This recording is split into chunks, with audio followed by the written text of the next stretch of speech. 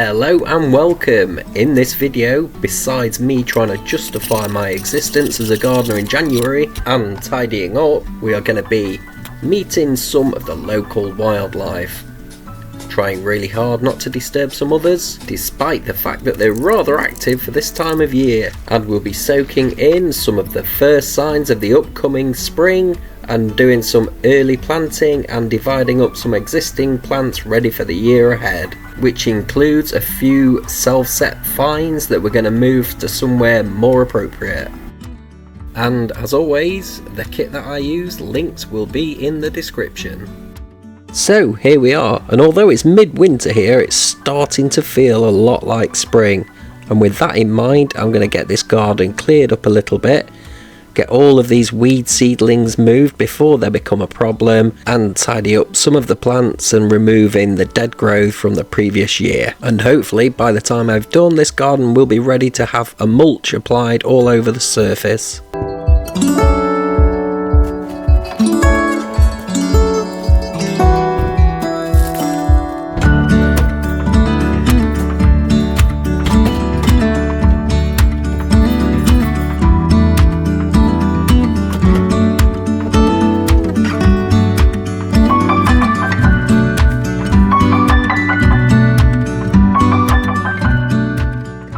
Right then, this is as good a place as any to begin. I'm going to start by removing any weed seedlings I can find along the way and then work my way around the garden from there.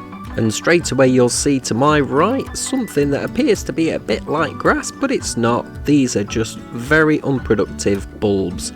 As far as I know, they haven't flowered in at least 3 years. So if I get a chance later on, I'm going to start by lifting up all of these bulbs and seeing what the problem is. So this is the first plant that I'm going to get moved. This is a Alchemilla or Alchemilla mollis. It's a herbaceous perennial.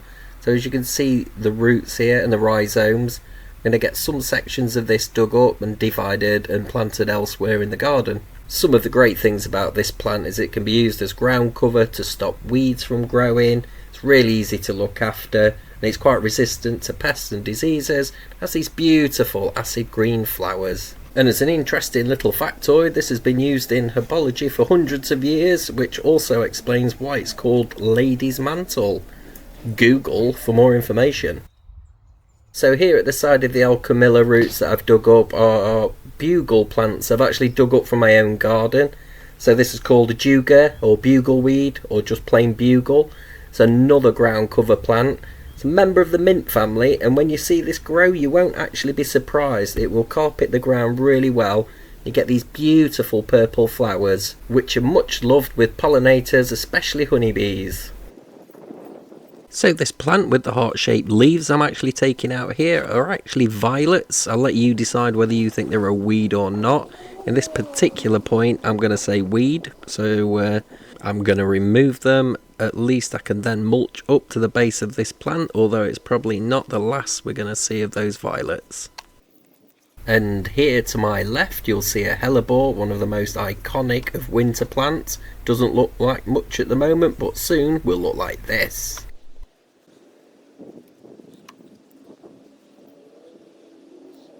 So this root here that I've just dug up is actually a Japanese anemone.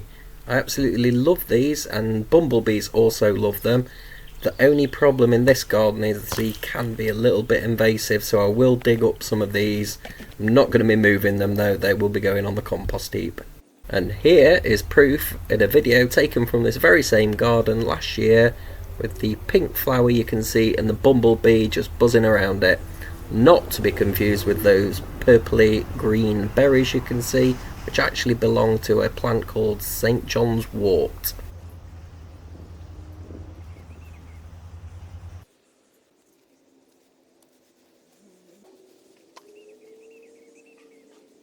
And in this area you'll actually see a lot more Alchemilla. This is a different variety with a lot smaller leaves than the other one that I dug up earlier. And this variety is also a lot easier to see as it's already growing and there's a lot more of the leaf already above ground.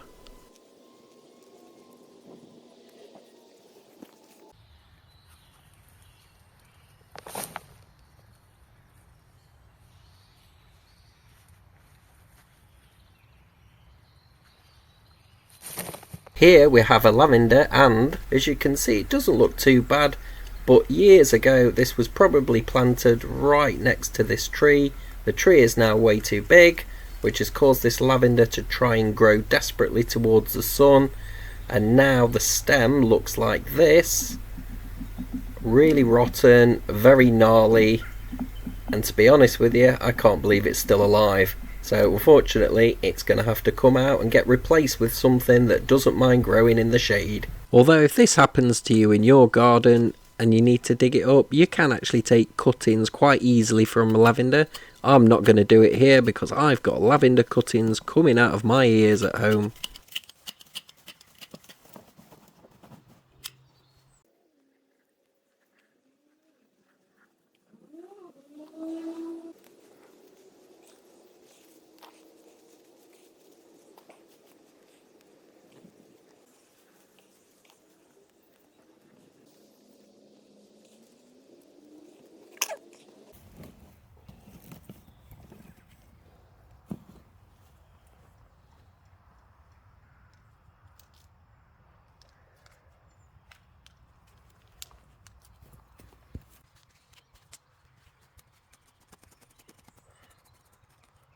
So it's time to plant the bugle now. There really isn't anything to it. I'm going to dig a hole, put the plant in, and then a little bit of water later on. Besides that, these roots are relatively dormant, so they won't need a lot of TLC. It's also an extremely hardy plant, so it'll get growing within a few weeks, especially if the soil temperature stays as high as what it is at the moment.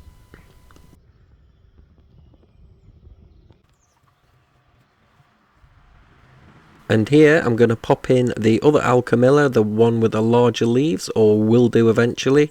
Pretty much the same treatment. I'm going to make sure these rhizomes and roots are well covered and the slight bits of green are showing above the surface.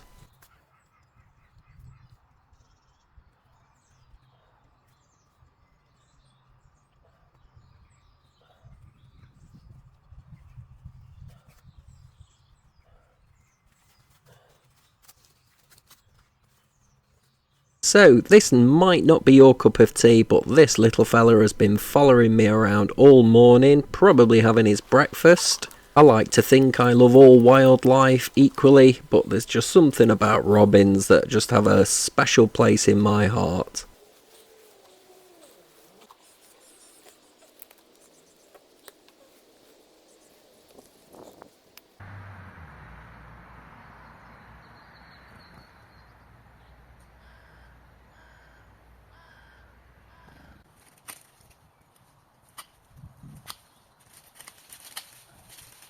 This shrub I'm working on here is a St. John's wort. No special treatment really, I'm just reducing the growth by about half.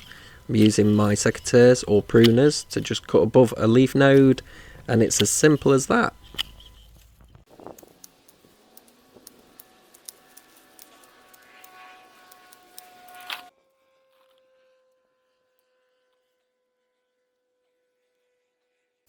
One of the main things I'll be trying to get rid of today are these little sycamore saplings.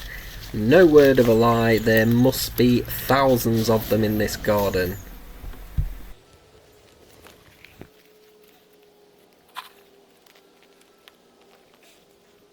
So this plant very rarely needs an introduction to anyone. These are snowdrops. The one thing I will say is how surprised I am that it is the end of January and these are in full flower. Very strange. I've accidentally dug up a big pile of them while I was removing some of the Japanese anemone roots. I'm going to find a secret place to put them, and you keep your eye out and see if you can find them.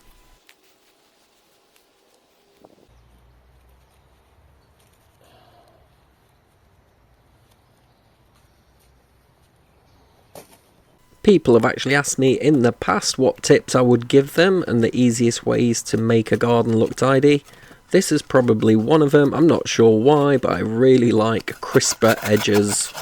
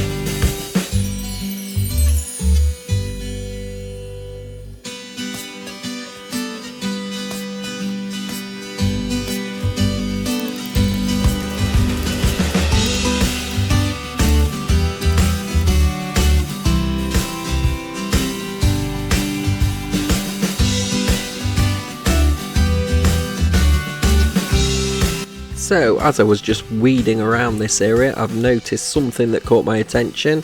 It's a weed that most people are probably familiar with, got lots of different names. Cleavers is one of them, robin run the hedge, goosegrass. It's the weed we all probably threw at each other when we were children and it would stick to our clothes. The seed heads were really sticky as well. Personally, my favourite name for it is Sticky Willy. Please let me know in the comments what you call it.